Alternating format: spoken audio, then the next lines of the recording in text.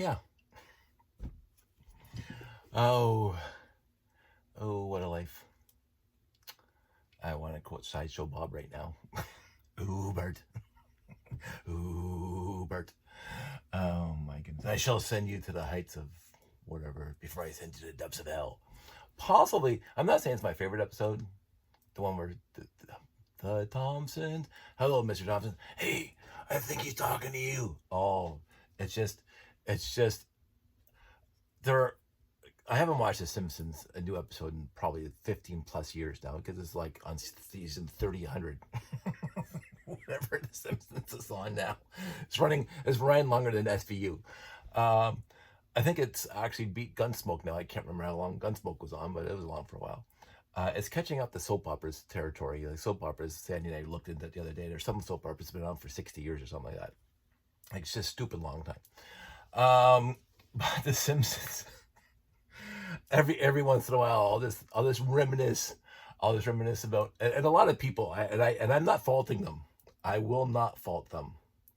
Never liked The Simpsons. I get it. It is like the Three Stooges when I was a kid. It's you either love them or you actually think they're vile, and I get that dichotomy of reactions to the Three Stooges. The Three Stooges now, I probably wouldn't even laugh. But when I was a kid, it was literally one of the funniest things I've ever saw on TV. Now, again, if I wanted more adult but fun humor, I would watch Abbott and Costello or Laurel and Hardy, which I thought were brilliant in their execution of intelligence humor, still slapstick a lot. But the Three Stooges was just slapstick. There was no brilliance behind it. Yet to make it look that effortless, there was a massive amount of brilliance behind it. I think you can't do the Three Stooges just by showing up on the set and slapping people around all day. Like it wouldn't work nearly as well. So there must have been intelligence behind it. But when you're watching it, it's just slapstick. But The Simpsons, since the pilot, and even you can't even say the pilot, since Tracy Ullman, the first 15 seasons, probably 10, are the seasons that I adore. But the one episode, I mean, there's a few episodes that stick in my mind. I was just thinking about this the other day, the 3D, the computer generated at the end there, when there was the Twilight Zone episode where the wall and the dock, big glass of dock, how am I going to tell the wall here and whatever. And I started like Conan doing a Irish accent, but anyway, and Bart goes in with a rope tied to him to the wall, and all of a sudden he's computer generated in this 3D field with like balls, spheres, and pyramids and stuff like that. And then Homer gets in there. And then Bart throws a pyramid and it hits the grid, and the grid starts turning into a black hole. And Homer gets sucked into the black hole. And then Bart gets pulled back into 2D space, and Homer lands into a trash bin in the real world, and he's computer generated, and he walks into the pastry shop or whatever. I thought that was a brilliant episode because, again, I love the Twilight Zone, but I also love spoofs on the Twilight Zone, and that was 100% a spoof on the Twilight Zone. And that actually, Lines on the Wall was a Twilight Zone episode of going into a third space or a fourth space or whatever. Which, again, I just love that kind of homage. So The Simpsons, and it just, but the one episode that continuously pops into my head, because it was wall to wall, just stupid scenes, like Sideshow Bob with the rakes, and Kelsey Grammer. It's just, and on the boat, and the Thompsons, and the reimagined credits of the Thompsons. I don't know why I started on that. I really don't know why I started on that, but it is so, not to get all serious. So this is a bust, and because it is actually physically busted, and that's probably why it was in Valley Village, because I didn't notice this when I bought it, but the bottom here is cracked. You can see, so the water leaks out right onto the circuit board. Brilliant. So, and I'm not going to bother siliconing it or whatever. I was thinking, I could fix this. pretty easy. But I just went on Amazon, and Sandy wanted to know what I wanted for Christmas, so I ordered one of those little tiny chrome things that just looks like a little cylinder, like whatever, and then it has a USB cable on it. I didn't want a 24 volt one. This is a 24 volt power adapter here. What I want to try again is to connect this thing to an RCX output and with my 9 volt to 5 volt converters, because especially if it's USB, and so you can swipe your hand and it'll turn on. See, this is where I'm going with this. So this was a test. I'm just going to throw it out now because it will leak and it's no good. And it's old and it doesn't mystify as well as the ones that you get online now. And it's like the one online is like $9 or something like that. So I'm also tentatively ordering another magnetic levitation platform, because I built that one into the one I already owned into the Habitat, and to me to take it out to try something else, I'd have to take apart the Habitat. I don't want to take apart the Habitat. I do not want to take apart the Habitat. So, what's been on my mind, and I don't know if I'm going to even post this, even though the front part was pretty fun. There's stuff going on right now in, I'll just say, my world. It's not directly, okay, it's hard to say it's not directly related to me. It's nothing that I've done or has happened to me directly. And everybody in this family is good. Sandy's great, Josh is great. I'm not reevaluating. I've always liked who I am, and how I've realized there are deficiencies about the wonder that is me. And probably my biggest deficiency that I have a love-hate relationship is my obliviousness to things. Because I never, because of my blessed life, and I've said this numerous times, you guys heard me say it numerous times, how blessed my life has been throughout its entirety. And sometimes I feel undeservedly so. How blessed I've been. Sandy and I met at a Lego show. It don't get more perfect than that. Here's my bad English. It don't get more perfect than that. But I've always not prided myself, but I've always just gone with it. My obliviousness, like I just don't pay a lot of attention to things that are not in my sphere of influence and or concern. I guess we'll say that's the easiest way, is when things are outside my sphere of influence or concern, I don't really pay attention to it, because what can I do? What can I say? What can I, when people ask for help, I show up. But I usually, if I don't see it, or if I don't try to, it's not that black and white. I go through life knowing I'm blessed, knowing that I'm going to land on my feet, whatever I do, and knowing that I have the best friends in the world and the best family in the world. Until recently. So, and even with work, until recently. And I don't want to go into it too much, because I don't want details. Because it really, honestly, in the end, has nothing to do with me directly. But what I do, and this is going back to a TV show, not The Simpsons, but it's going back to a TV show. There was a show on that, and I was going to start off with this tangent instead of The Simpsons. Aaron Sorkin is a writer. He wrote plays, and then he wrote TV, and he wrote movies. I've mentioned him numerous times, but if you don't know who this guy is, look him up in Internet Movie Database.com. Aaron Sorkin started making plays when he wanted to write plays, and one of his plays was A Few Good Men. So if you've seen the movie, he wrote that. It was a stage play first, and then they turned it into a movie. And it was on TV last week, and Sandy and I watched it, because it's just, you can't handle the truth. And that's the most quoted line of any movie ever, except Luke, I am your father. people, as soon as you say that, you can't handle the truth, they know exactly what it's from. Like Shawshank is a brilliant movie, and it has some pretty good quotes in it, right? I mean, red being red and stuff like that. But just in the course of whatever you say, you can't handle the truth, people know exactly what you're talking about. And that came from Aaron Sorkin. I mean, Jack Nicholson delivered the line. That came from Aaron Sorkin. So he did A Few Good Men. His first movie, I think American President. Yes, American President was out. Maybe it was after A Few Good Men. But he did The American President with Michael Douglas and like literally everybody else. You name Michael J. Fox was in that movie, Annette Bening, Josh Malena, we're going to talk about him in a second. Martin Sheen, obviously, because he was in The American President as the chief of staff. And then he went off to become the president of the United States in The West Wing, which is also written by Aaron Sorkin.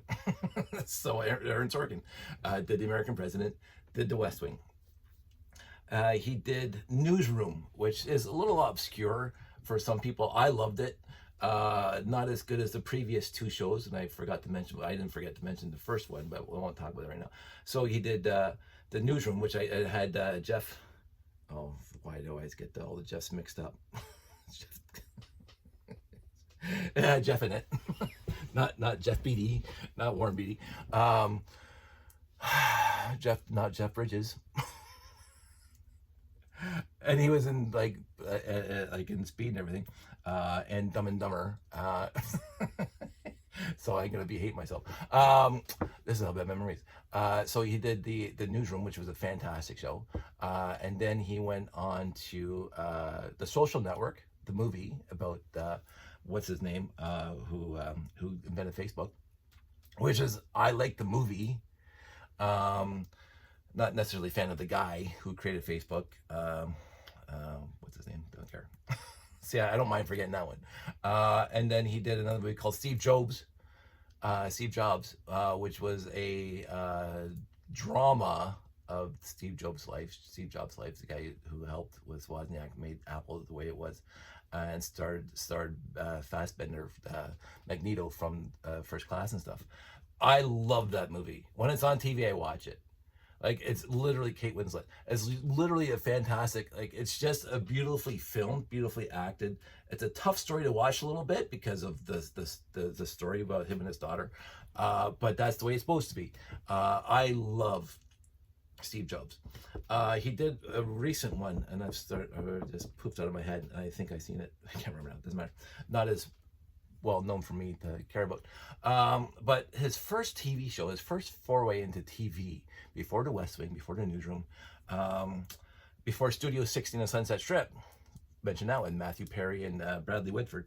Fantastic show. I loved it. I knew it wasn't going to go well. But it wasn't.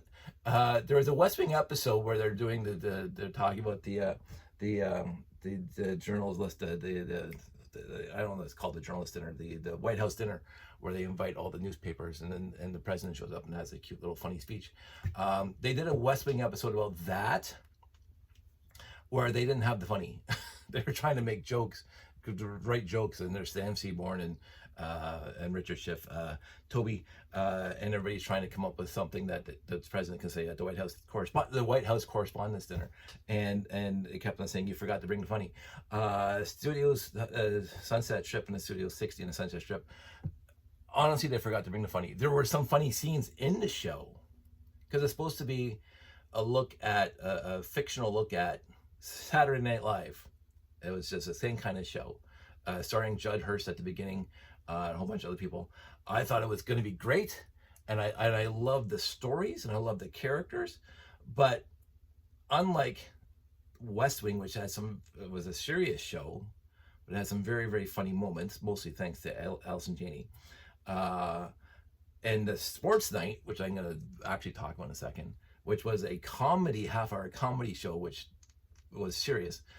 Studio 60 was just a hard slog of great stories, but all profoundly heavy stories, like The Newsroom, but it's supposed to be about SNL.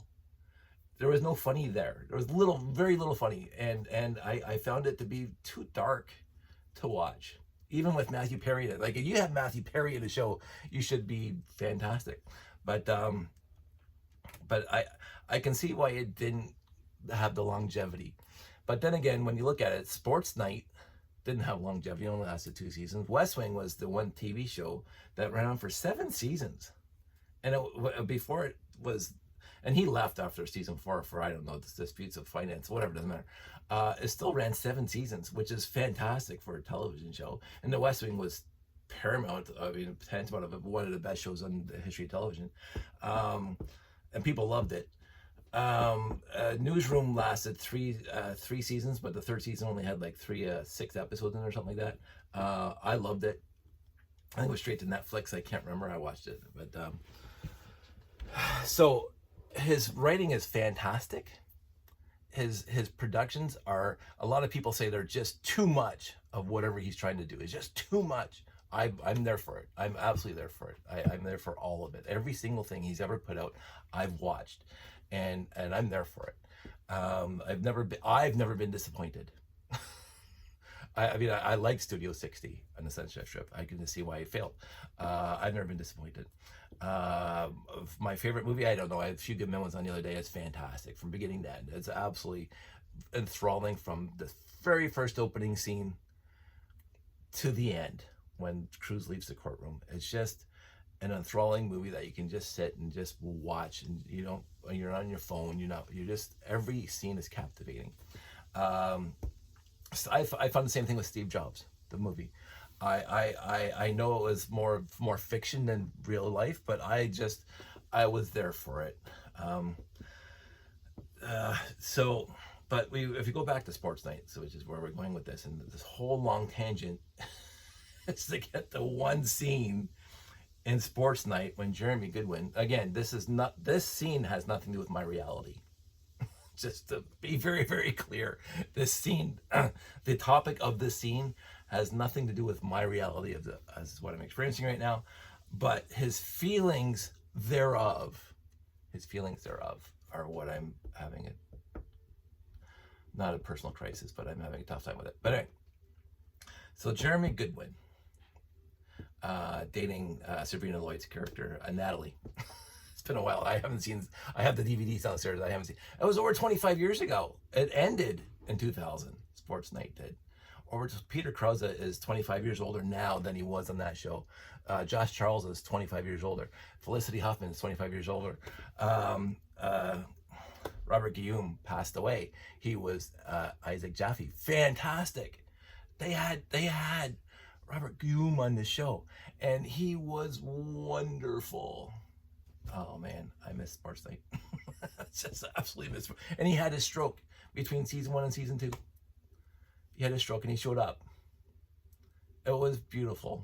It was absolutely beautiful. He had a stroke halfway through season 1, I think, if I remember correctly. The very last episode, he came back when Dana Whitaker, Felicity Huffman's character, she broke up with her fiance. McGinty, Ted. I think his last name's McGinty, who shows up in everything, by the way. If you want your show to fail, hire Ted for a minute. He showed up in Happy Days, canceled. He showed up in Married Children, canceled. Okay, a few seasons before it's canceled. I love Ted. I remember him in Revenge of the Nerds, the first one. Great guy. I always like, he does play different characters. Sometimes the jock, sometimes the smart guy. He's fantastic. I'm just picking on him now. His shows that he's touched is almost like they say Samuel L. Jackson has been in the biggest grossing movies of all time. He was in episode 1 of Star Wars. He was in Jurassic Park. He was obviously in the Avengers. So whatever snakes on the plane, not so much. But if you look at all his credits and the movie franchises, any franchise he's touched, and you add them all together, no other actor comes close to the money made from the franchises that he's touched. But anyway, going back to Jeremy Goodwin, Joshua Malina, he was in this other thing about Sorkin. He seems to have the same actors in his other shows. So Josh was in Jeremy Goodwin. Joshua Milano. He was in uh, American President, and he shows up in Sports Night. He shows up in The West Wing. So 3 shows, at least 3 shows. Josh is in. Bradley Whitford, he was in West Wing, and he showed up in Studio 60. Felicity Huffman was in Sports Night, and she was up in The West Wing. A few other actors were in Sports Night, showed up in West Wing, and then carried on over to Studio 60.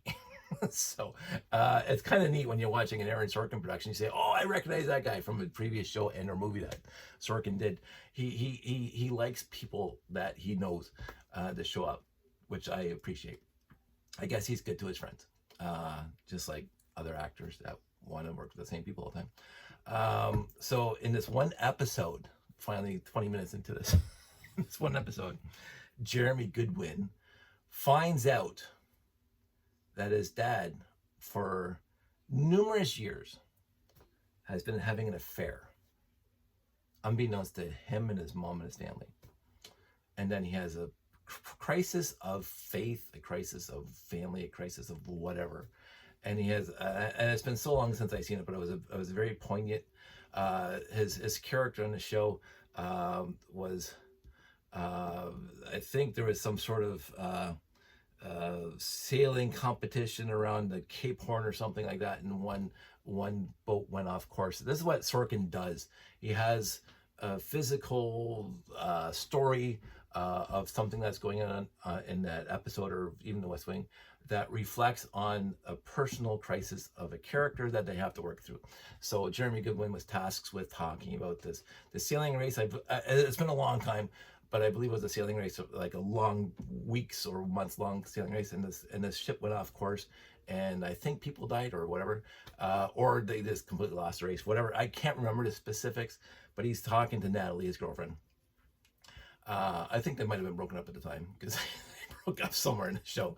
And he goes, I don't understand how this boat could get off course so easily. And of course that reflects on his family, his dad, his role model, his mentor, his whatever. And again, I'm going to be very clear, that's not my issue. I have literally the best dad on the planet, who has shown me through his entire life personal moral integrity that's beyond even understanding. So that's not the issue. My dad's fantastic. I just saw him the other day. He's 85 now, I'm worried about him. But anyway, but it's the way he has that far off look about talking about the boat and how he doesn't understand how this could have happened, and he starts talking about his dad, where his dad was his role model and whatever, and whatever.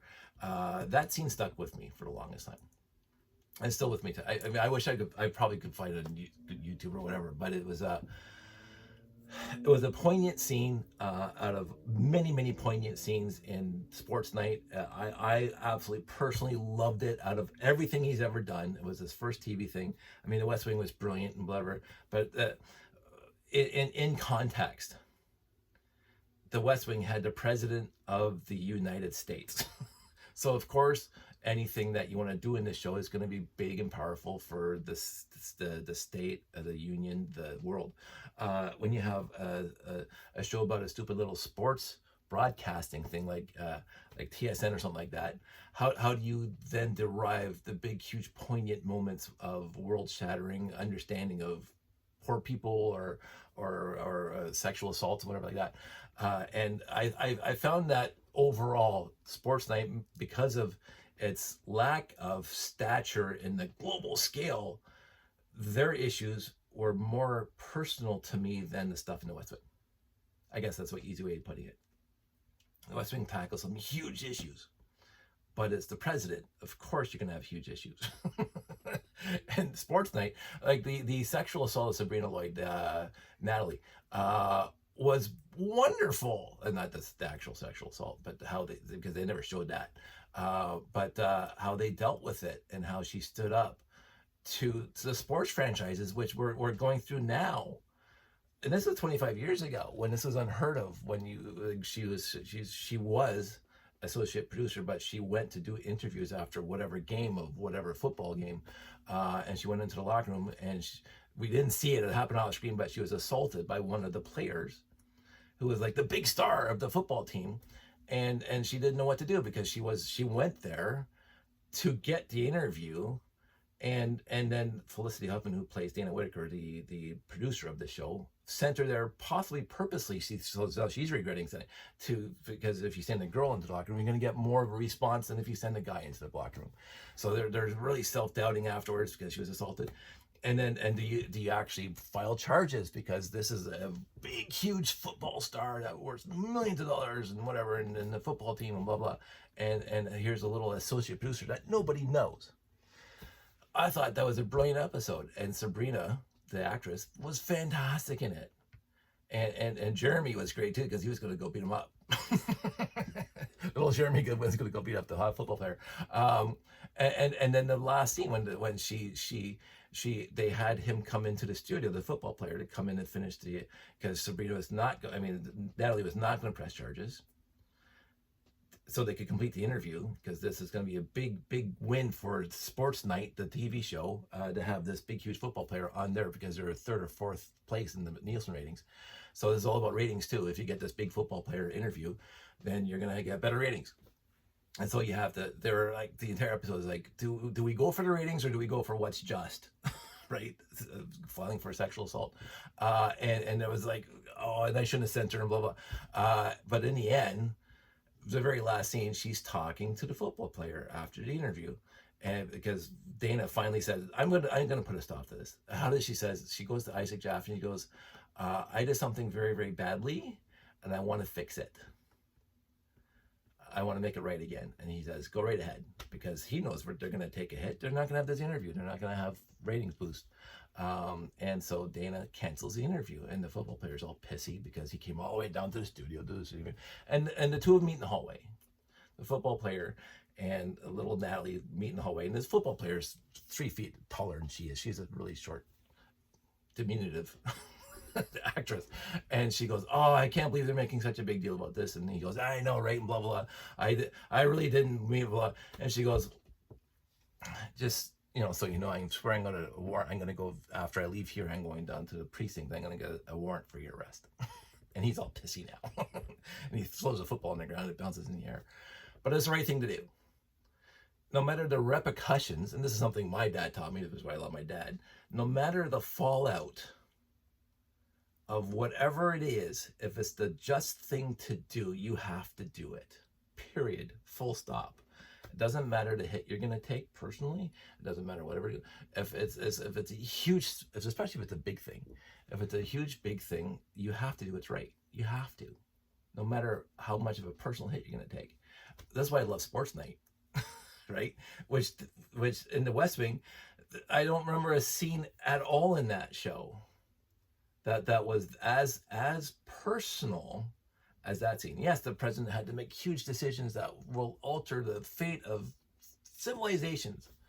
But you're the president, of course you're gonna do that. Mrs. Lanningham passing away, that was a fantastic the two cathedrals. If you get there, watch the first 3 or 4 seasons to the two cathedrals and then stop watching it. Watch it to the end for if you really want to, but I loved it all. But the two cathedrals, I think, was peak West Wing. But even that was not as personal about justice and sacrifice and all that stuff that little Natalie in the show made at that point. But then Jeremy and his dad. So we're back to Jeremy and his dad in the West Wing. Sports Night, where he's talking about he doesn't know how far he didn't notice how far off course things got, which is the poignant thing about the story of the boat that got lost. And my sense of obliviousness has been a blessing and a curse, because the blessing is I don't pay attention to stuff, and I don't have to, because when things go awry, I just manage to deal with it and move on. That's been my whole MO my entire life. I walk into situations like completely unknown to me before I step through the door. It's the nature of IT. I have friends who have to pre-plan literally everything before they step foot in the door. I get a frantic phone call from a location. I just hop my car drive over, because 90% of the decisions are made by people who show up, and I show up. I have literally no idea what's going on. You've heard this story from me before, that one of our locations got hit by lightning on a Saturday morning at 5 a.m. And it was a gushing down rain, and I got a frantic phone call. I was camping, and hey, we got hit by lightning, and I was already walking to my car. You show up. I had no idea what I was going to experience when I got there. I had some pre-planning in my head. I was driving because I just get in the layout in my head. I've been here before. I know where everything is. I'm going to start here and work my way back. And I get there, and there's people running around everywhere like chickens with the head cut off. Like, oh, the sky's falling and blah, blah, blah. I just had to be there to fix the computers. And I did by noon. But I had no problem walking into that situation. And part of that is due to my obliviousness. I'm oblivious to the panic of everybody else. I'm here to do this job. I'm going to do this job, whatever else is going on. If you need me, I'll stop what I'm doing and go help you. But overall, you guys are frantic over there, taking care of whatever you have over there. I'm going to be over here looking at the switch because it's not working, and I have to figure out what I can do. So my sense of obliviousness comes in handy sometimes when everybody else is running around like chickens with their heads cut off, because, oh well, I'm here to do this task, and I stay focused on the task. So the obliviousness is really good in a lot of situations. And again, I'm not going to go into details. That's what's going on right now, because I'm fine. Sandy's fine. Josh is fine.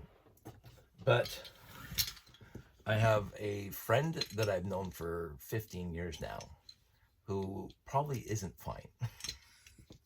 And it's sad. I've been, I'm not going to, again, talk about this and talk about specifics as to what happened. What I will talk about, to get around it, is I worked at Laidlaw for 15 years. And Laidlaw got bought out by another company. And my last 3 years was with this other company. And they were brutal. They were absolute garbage. I can say that. They were absolute dreck. On the IT side, they were absolutely... The only saving grace for them was they left me alone. They were in the UK overall. I was doing a job. They were still paying me. I was still keeping the lights on, fixing computers, fixing servers. But they were putting no effort at all into understanding the infrastructure or updating the infrastructure or enhancing the infrastructure. I had to keep locations together with spit and glue for 3 years by myself, by the way. Just want to point that out. Because all the other people were gone. They had let them go. So the first 12 years were fantastic. I loved everybody and I loved my job. Then they got bought out, and then it was dog shit. But my saving grace is I'm going to show up every day. I'm going to show up every day. As long as you pay me, I'm going to show up. I'm going to do my job. I'm not going to just sit there and twiddle my thumbs or play Candy Crush on my phone. I'm going to actually do stuff. I'm going to keep it together. And I did for 3 years. And then one day, I mean, this is 3 years of them blowing smoke up my skirt saying, hey, Dave, oh, you're very important to us. We're just, every time I brought up my issues, servers are dying, 12-year-old servers, 20-year-old servers, poor infrastructure. Oh, no, we it's not in the budget, and you're keeping it together, so we don't have to worry about it. So, and we need you. That was the main point. We want you to stay. We want you to be there. So they're just blowing up smoke. And I knew they were. That's fine. So one day, May, about 15 years ago, because I've been with King and whatever, they called me to an office, and I didn't know the other person in the office, but I found out she was the HR person. Oh, okay, I'm here to be dismissed. And I was to be clear, perfectly content with that. I said, can I see the paperwork? I put my signature on it. Don't you want to read it? Don't need to read it. Here's my signature. Have a nice life. If you need me, $100 an hour. Because for 3 years, I was frantic to keep that place going. I lost sleep, ask Sandy. I dreaded going to work to figure out what's broken that day. So that's the nature of IT. Because my number one rule for IT has always been, if you can't do your job, I'm not doing my job. And that means that if your computer's not working, or the network's not working, or the server's not working, or the internet's not working, whatever's not working, you can't do your job. Therefore, I have failed at my job to allow you to do your job. And that was my only operation manual for me ever in IT. That's it. Don't get more complicated than that. If you can't do your job, I'm not doing my job. And so I had no power to affect good change on the environment for 3 years. I had to keep it together. Old servers, old networks, old everything, switches, whatever. I had to order hard drives from someplace in Africa because the server was without hardware support and the drive died on it, and I had to, the HP doesn't carry the parts anymore, and I'm looking all over the place, and I found one on the internet on eBay to order a drive replacement for this thing. It's like, oh my god, they paid for that. So, but they wouldn't pay for a new server. Oh, the stories, I should write a book sometime. So I've been here before. I have absolutely been here before, where I was let go on a date that with no actual heads up for. Tuesday morning, I got back from the Victoria Day weekend. Tuesday morning, there was an email from the day before from my boss saying, can you meet us in the HR room? And then I called him up Tuesday morning and I said, he goes, why weren't you here yesterday? I go, because yesterday was a holiday. He goes, no, it wasn't, because he's from the States. I go, it was Victoria Day weekend. It was a holiday. Oh, can you come down to HR now? And the HR was in a separate building in Mississauga because we were a contracting company to Laidlaw by that time. So I drove to Mississauga. Before I turned off my machine, I unplugged everything, I piled it there, put stickers on it saying this is Dave's, my cell phone, dropped it there, everything. I took care of everything before I left the building. And again, I'm IT. I could have done stuff, but that's not who I am, ever. Which we can talk about in a second.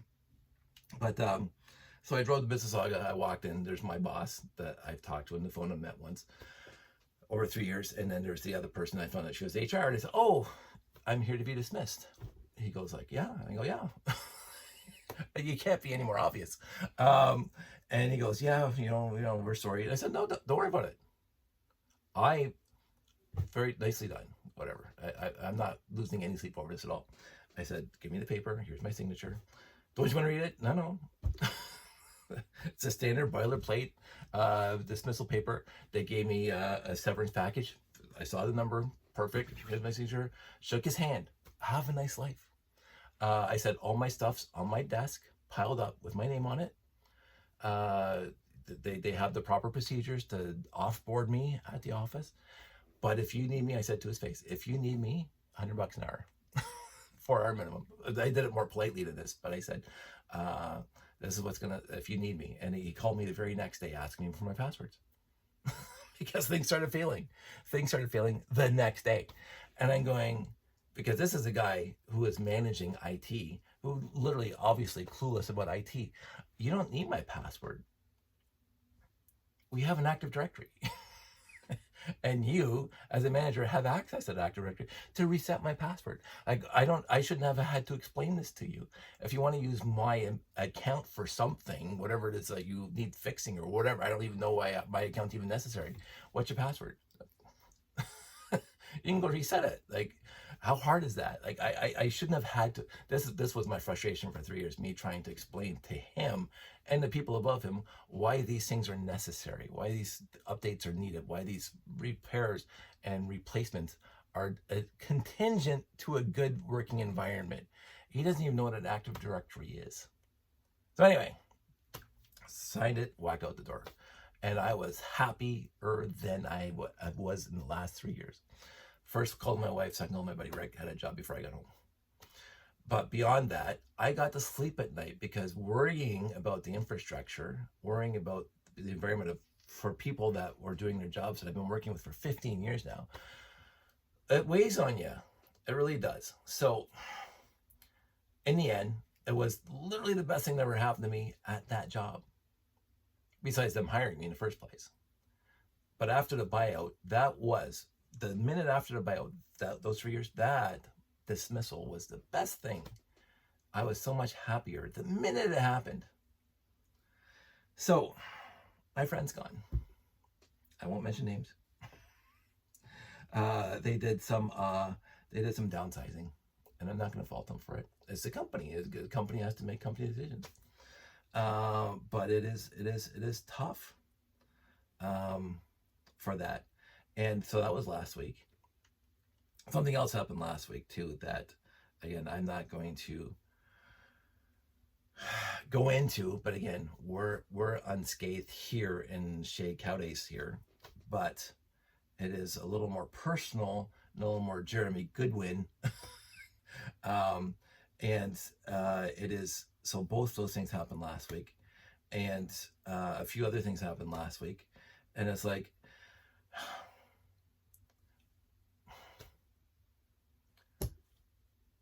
it's not like this,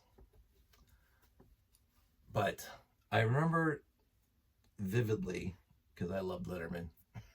I really did. I would stay up and watch Letterman as much as I possibly could since he started in The Late Show. And I lived through the whole fiasco with Leno and the Tonight Show and blah, blah, blah, and the late night and blah, blah, blah, and all that crap.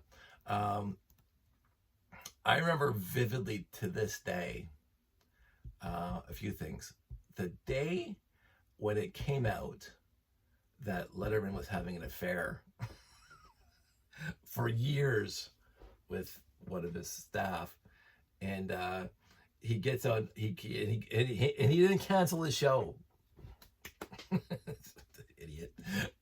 And he comes out and he's very, very, oh, Bill Clinton. Oh wait, and then the audience starts laughing because of course Dave Pilioried, I could never say that name right, raked Clinton over the coals for Lewinsky. He raked all those actors and actresses and sports guys over the coals after having their dalliances and having bitter, battered divorces. And then here he is with the same foibles as all of them. And so he has nothing to say. He has no leg to stand on. That's not what's going on here, but I remember his, I will say, fake contrition, because I don't think he cared. But he was fake contrite on that episode, contrition. I have, and the way he just, I can't talk about this, I can't talk about that. I do not have the ability, both technically and I won't say legally, although I could be part of it. I don't have the ability to talk about what's going on right now.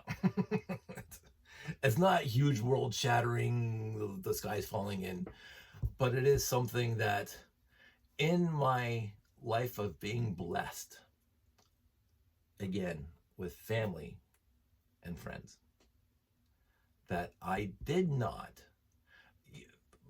2 weeks ago, if somebody came to me and says, what's the worst thing that you think that could have happened?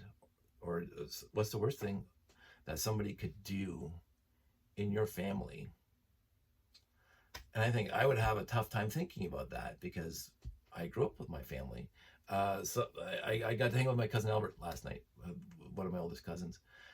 When I was mentioning to Josh when we drove up there, that when I was growing up, I had 3 cousins that lived right next door, 2 cousins that lived across the field, 3 cousins just up the street, 2 more cousins just across the highway, and some cousins in Grimsby. And we would get together literally all the time. Literally all the time. And we had fun. No, my cousins are great still. I just want to be very clear about this. My cousins are great. None of them, but I would be hard pressed to come up with stuff that would actually set me off, that my people in my circle could do, that would just make me be like I am right now. Let's just see it. This is say that. I am at a loss, shall we say, to deal with this nicely. The dismissal at work was one thing, because we knew that was coming. We just didn't expect it to happen right before Christmas. But again, I'm not going to get into it. I want to be good with this. I want to wish people well. I'm there for if necessary. So that's a done deal, because I can't fight City Hall, nor do I particularly want to. And I think after the weeping and gnashing, that the people that I really came to love over all these years are in a much better position now than they were before last week. Maybe they don't realize it yet, but they can breathe easy, breathe easier, and find something that they will love to do that doesn't have it. That's, we're not going to go into it. Just find something else, and I'm here to help. But it is something. It is trauma in a way. Somebody 15 years working with somebody for 15 years and they're gone the next day, due to whatever. We'll just call it downsizing. So the other thing, I'm going to say this, it's going to take me a lot to get over. Just to be as unclear as possible. It's going to take me a lot to get over, because I've always, I will say this, I've always been prideful, and maybe it's a bad thing, because pride is the beginning of downfalls. I've always been prideful of the people who have blessed my life over the years, that were in my life. People that were role models in my life. Person that was role model in my life. Not like that. My dad's my biggest role model. It's not even a competition. That's my dad. I won't say hero worship, but my dad's fantastic. But I've always been blessed and very happy, and we'll call it prideful, that I grew up in this family since I was a little tiny kid. And that has changed. And I think that's all I'm going to say about that, because I'm going to have to, I don't know, work on it, I guess. Or not even work on it, just I'm out of sorts, discombobulated. And I'll find my center again. I have Sandy, I have Josh, I have my family and my friends and whatever. So it's not like, but it is something. So it is something that I've never had to confront. Well, can't say that either. But it is something. So if I'm a little off in these videos, there's a justification for it. You don't have to worry about it. You don't have to query. You don't have to whatever. It's just part of life, and life does go on. So I will be fine. I know that for sure. And I'm going to go watch more, Aaron Sorkin Productions, because I love Aaron Sorkin. I'm going to build more. I still have ideas, and I'm waiting for parts to show up, and I'm going to start building stuff. So all in all, status quo. So that's it, 48 minutes. Everybody out there, stay safe, take care, and I will talk to you soon.